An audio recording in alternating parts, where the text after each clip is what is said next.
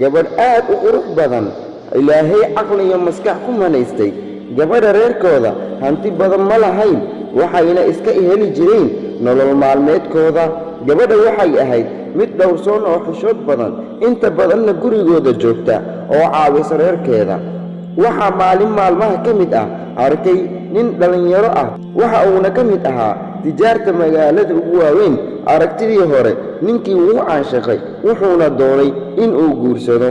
ninka kani ilaahay hanti badan ayuu siiyey laakiin waxa uu ahaa nin kibir badan dadka dhibaataysanna uma roonayn waxa uu guursaday gabadhii waxa uuna dejiyey guri aad u weyn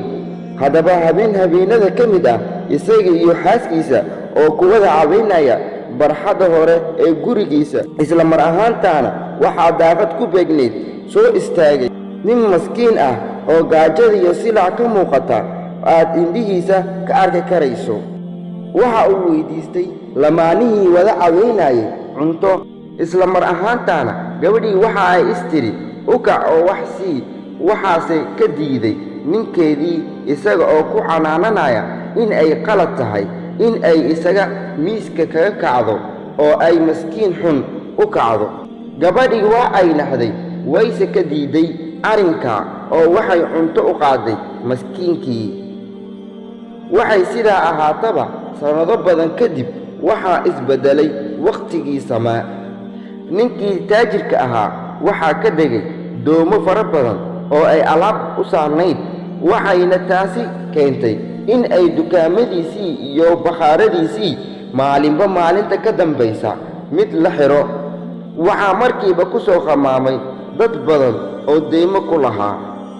waxaa hanti keliya ugu soo haray gurigii weynaa oo ay iyagu deganaayeen isagiina markii dambe deymihii ayaa loo qaatay ninkii taajirka ah waxa uu ugu dambayntii iska furay xaaskiisii isagoo isku canaananaya in ay iyadu tahay kumayo maalintii uu guursadayna ay wax waliba ka baaba'ayn uu hadeertaan u awoodin in uu keeno cunto ay ku wada noolaadaan gabadhii yarayd ee maskiinta ahayd walow ay iska duruufsanayd laakiin waxa ay ahayd mid aad u nasiib badan waxaa markiiba guursaday nin kale oo isagana taajir ahaa oo hanti ka badan ninkeedii hore haysta ninkani waa ka dugan yahay ninkii hore dabiici ahaan iyo naxariisba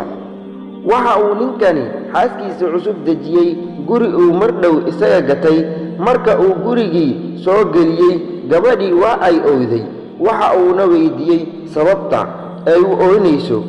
waxay tidhi gurigani waa gurigaygii hore ee ninkayga hore ku wada noolayn haddaba waxaa dhacday in habeen ka mid a habeenada iyadoo lamaanaha cusub wada cashaynayaan waxaa albaabka soo garaacay nin maskiin ah oo doonayay wax uu cuno iyadoo ku faraxsan ayay cuntadii u qaaday kadib waxa ay soo noqotay iyadoo oynaysa oo labadeeda indhood ilmada ka soo burqanaya ninkeedii ayaa ka yaabay waxa uu soo qabtay gacantaydii waxa uuna ka masaxay ilmadii dhabankeeda ka qubanayay markaa kadib waxa uu weydiiyey waxa ku dhacay iyada waxa uuna yidhi gacaliso maxaa kugu dhacay waxa ay ugu jawaabtay ninka maskiinka ah ma garanaysaa waa ninkaygii hore ninkii intuu dhoola caddeeyey ayuu xaaskiisa ku yidhi gacaliso aniga ma i garanaysaa waxaan ahay maskiinkii hore oo aad cunnada siisay